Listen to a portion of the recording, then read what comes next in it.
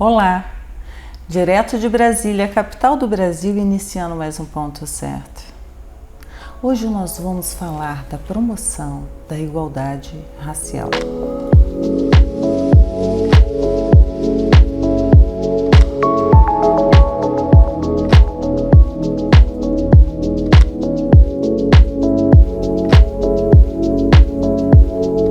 A nossa convidada de hoje é secretária nacional do Ministério de Igualdade Racial, professora, secretária Ieda Leal de Souza. Seja bem-vinda ao Ponto Certo.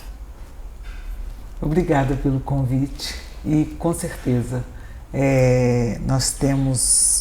eu tenho que dizer para você o quanto eu fico feliz em estar hoje podendo dividir com você um pouco daquilo que a gente vem desenvolvendo no nosso ministério. Eu acho que é o ponto certo. Com certeza é o ponto certo. É o ponto certo. Eu sempre vou lembrar que todas as vezes que a gente faz algum tipo de alimento, a gente diz assim: venham crianças, está pronto, está no ponto. Então eu lembrei quando você começou a dizer do nosso programa, que eu estou chamando de nosso, o quanto é agradável nós chegarmos nesse momento, 2023, na capital do nosso país, e a gente poder conversar um pouco sobre nós, sobre como nós podemos a cada dia contribuir com a promoção da igualdade racial. Secretária Ieda, eu gostaria de iniciar esse programa você contando um pouco da sua história. Como é que foi esse seu caminhar? Porque quem nos assiste conhece a pessoa humana que você é e os valores que você vem trazendo aí na sua bagagem. Sim, eu sou filha de Maria e Moacir. Eu nasci em Pires do Rio, no interior de Goiás. Meus pais são mineiros. Meu pai de Juiz de Fora, minha mãe de uma cidade muito pequena, perto de Timóteo, chamada Pedra do Anta. Eu vou dizer para vocês que minha mãe, ela tem uma formação de química, física, matemática, ela foi nossa médica, dentista, psicóloga, uma mulher que teve essa formação porque ela criou 6 filhos, 2 sobrinhos e ajudou meu pai a se transformar num grande advogado. Depois de tudo isso, ela voltou para a escola, estudou e concluiu o ensino médio e depois disse que não queria mais seguir a carreira. Então eu sempre estou dizendo assim que eu sou filha de Maria e de Moacir. Com 5, 6 anos nós mudamos para a capital. Eu fui sou a quarta filha. Fui para a escola pública, né? Eu estudei numa escola em que meus irmãos estudaram. Eu me formei, me organizei, porque meu pai dizia que os filhos deveriam ter uma educação e praticar esporte, uma boa leitura e ouvir música. E, logicamente, minha mãe tinha a condição de gerenciar a casa com aproximadamente 8 crianças, né? 6 filhos e 2 sobrinhos que moravam conosco. E isso foi bacana. Minha mãe, eu sempre digo que ela é química, física, matemática, porque ela calculava as coisas que a gente precisava. E para poder também dar conta dessa pobreza turma toda, né? Saudável de morar no conjunto, que todo mundo chamava conjunto habitacional, né? Aquelas casas com aquele tanto de gente, gerenciar o nosso horário, os uniformes, a comida ou a falta da comida e nunca deixar a gente perceber o que faltava em casa. Então ela foi uma grande parceira do meu pai. E eu sempre vou dizer isso, e eu estudava, e eu tinha uma vontade de ler livros, porque eu via meu pai lendo, minha mãe também lendo livros, via meus irmãos lendo, e eu sempre quis dominar essa questão da leitura. Quando eu fui para a escola, que eu tinha já uma idade de decidir o que eu queria, eu compreendi que eu queria ser professora, que eu queria ensinar para os outros. Eu brincava muito, e não era aquela coisa de criança, só da boniteza de falar eu quero ser professora, porque eu amava minhas professoras. Sempre gostei e respeitei minhas professoras. E em determinado momento, a minha irmã mais velha, que é a Yara, ela sai de um emprego que era numa escola perto de casa e não tinha ninguém para substituir. E eu, com 13 anos, fui substituir minha irmã numa escola para dar aula para os meninos. E eu era muito jovem. E continuei nessa história. Eu brincava de dar aula para esses meninos.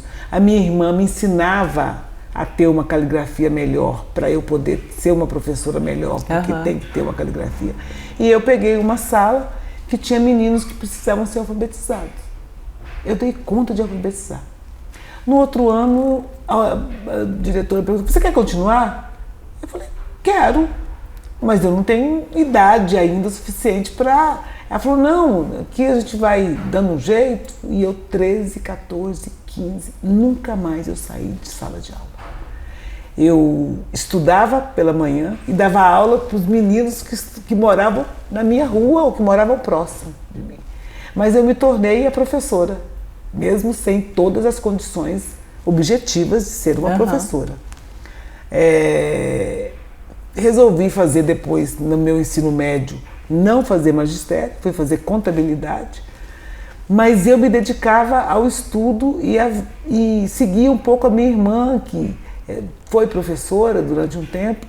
Me relacionei muito bem com a escola, gostei, fiz um vestibular para pedagogia, passei, aí eu me tornei pedagoga.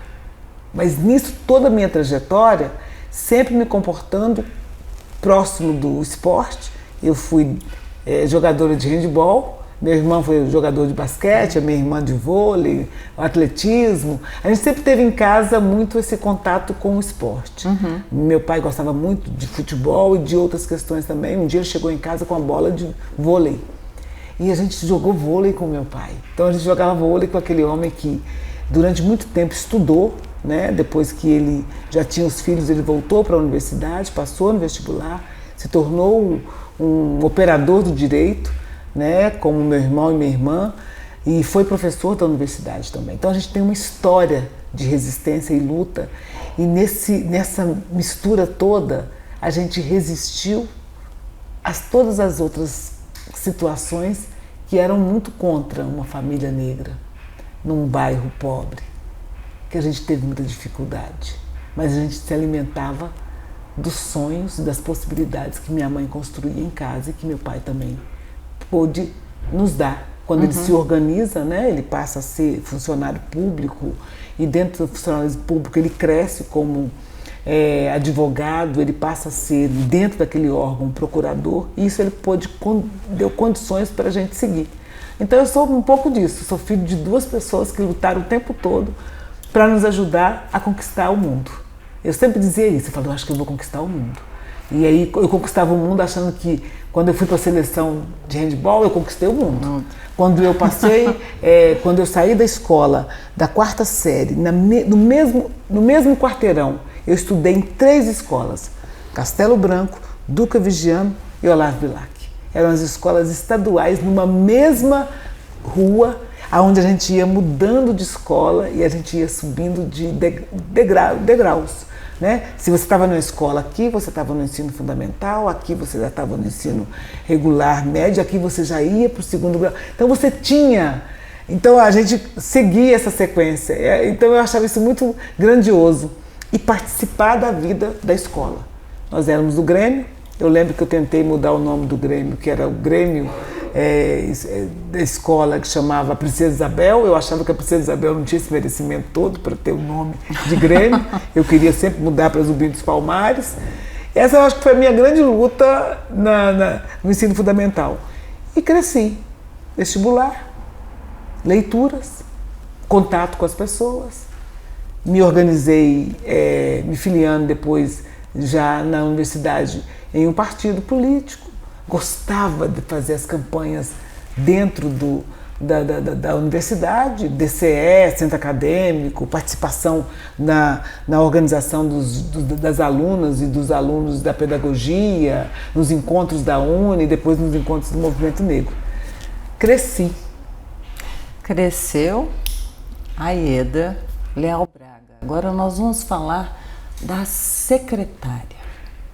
A secretária Ieda Leal Braga.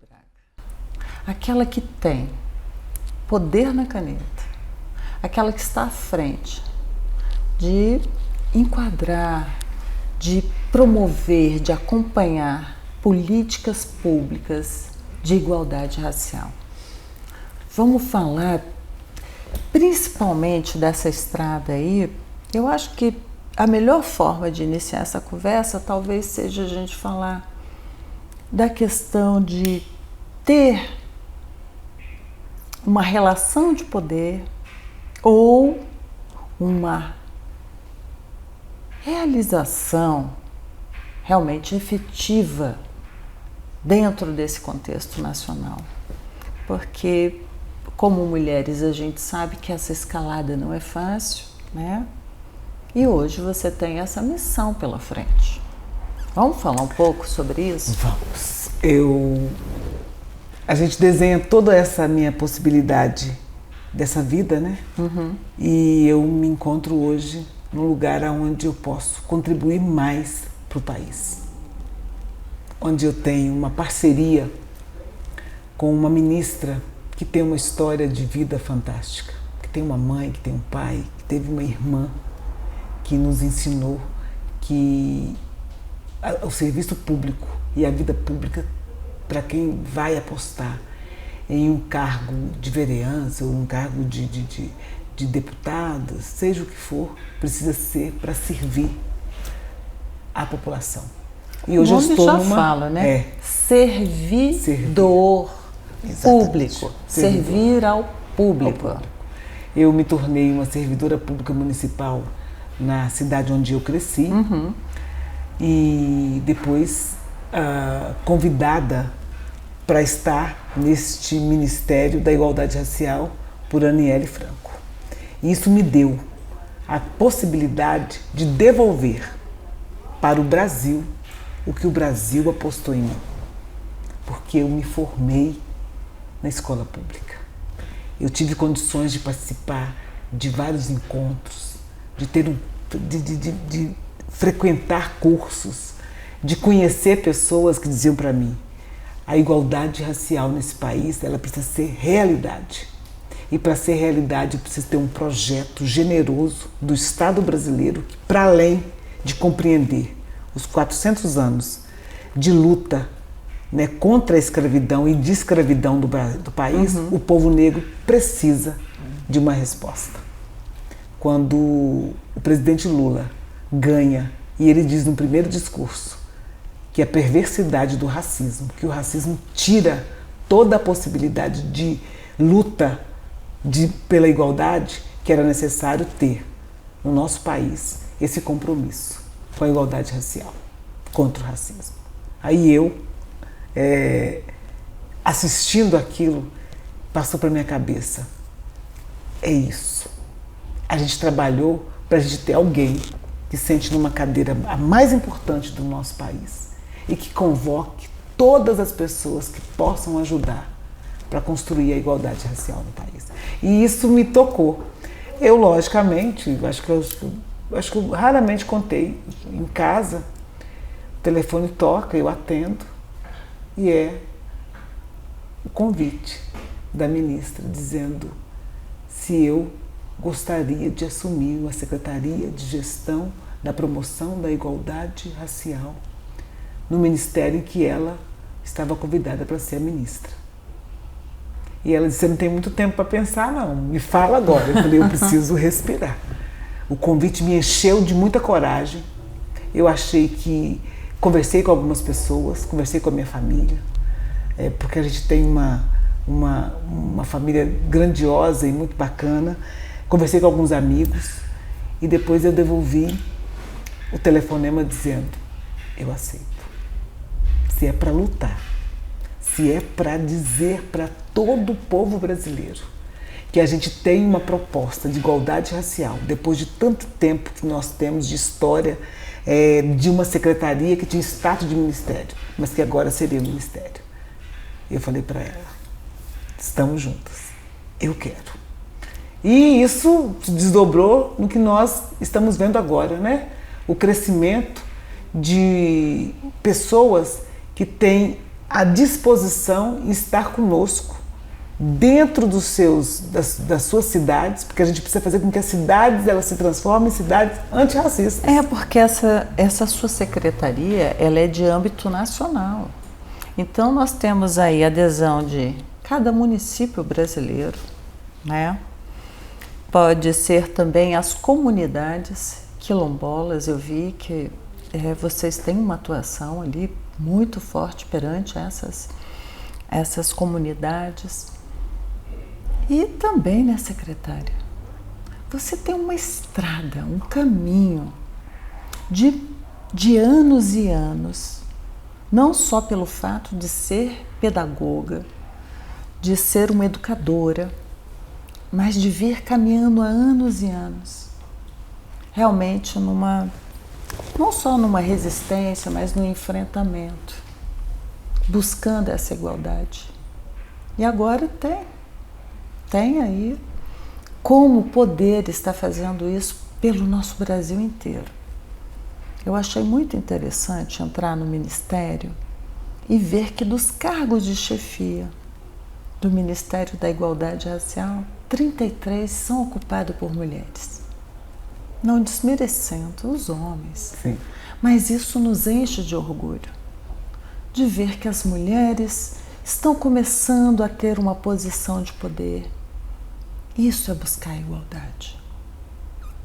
E dentro dessa igualdade, talvez a desigualdade maior no Brasil, embora mais de 50% da nossa população, quase 60% da nossa população, ela é negra. E ela não está nesses cargos de poder. Então essa representatividade e esse empoderamento realmente, ser efetivo, ainda temos uma distância grande. Com certeza. E essa luta está agora nas suas mãos aí. Eu tenho tentado ajudar bastante. Nós temos um time muito bom. Nós temos uma possibilidade de convocar mulheres para estar nesses espaços para ocupar. Isso é o resultado. Sempre vou dizer que isso é o resultado da nossa mobilização, né? Esse é o resultado de termos tido Lélia Gonzalez, isso é o resultado de nós termos tido Luísa Bairros, isso é o resultado de nós termos tido Matilde, isso é o resultado de nós termos tido a Nilma, que foram mulheres que gerenciaram essa pasta. Então isso é muito bacana. Eu sempre vou dizer assim, em nome de Teresa de Benguela, em nome de Dandara, em nome de Zumbi, que esse novembro que a gente está tendo, que seja um novembro cada vez mais enegrecido para o Brasil.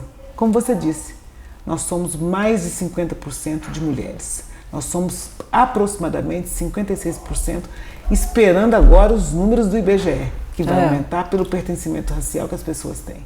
Nós vivemos num país que deve, para a população negra, um conjunto de reparações para que a gente possa, de fato, contar a história, incluir o negro brasileiro e a negra em todos os espaços. A ocupação, ela é necessária, ela é pedagógica, ela é vital para que a gente possa compreender que o nosso país, ele é absolutamente rico na sua diversidade. E o Brasil tem já dado, assim, caminhado em passos largos, né? Quando colocou o Estatuto da Igualdade Racial. Às vezes, eu falo isso como advogada, eu falo, mas por que tem que ter uma legislação? Quando a gente fala das cotas, dentro das universidades, elas são necessárias. Porque nós estamos falando aí de quase 500 anos de história. É muito tempo nesse caminhar para poder chegar a essa igualdade. Então, é necessário dar passos largos, passos avantes, que possa fazer com que essa projeção seja cada dia mais forte, mais consciente. Um país como o nosso, onde nós temos uma mistura, uma miscigenação de todas as raças, é inadmissível que aqui tenha qualquer tipo de desigualdade racial. É inadmissível. Nós não estamos falando de uma raça que se formou ali, sempre se criou e de repente chegou alguém ali estranho. Não, o Brasil foi formado diferente. Aliás, o povo originário é hoje o que mais sofre dentro do nosso país. É o que mais sofre dentro do nosso país. Todos nós somos estrangeiros dentro da nossa pátria. Isso é uma coisa que a gente tem que estar muito consciente. Eu estou acompanhando o trabalho da senhora secretária e admirando muito, fazendo votos que seja uma gestão a passos largos e grandes. Nós estamos quase caminhando aqui para o final, mas eu gostaria que a senhora falasse para quem nos assiste um pouco mais, uma mensagem direta para cada brasileiro, estando dentro do país ou fora do país, como ele pode também ajudar a desfazer qualquer tipo de desigualdade.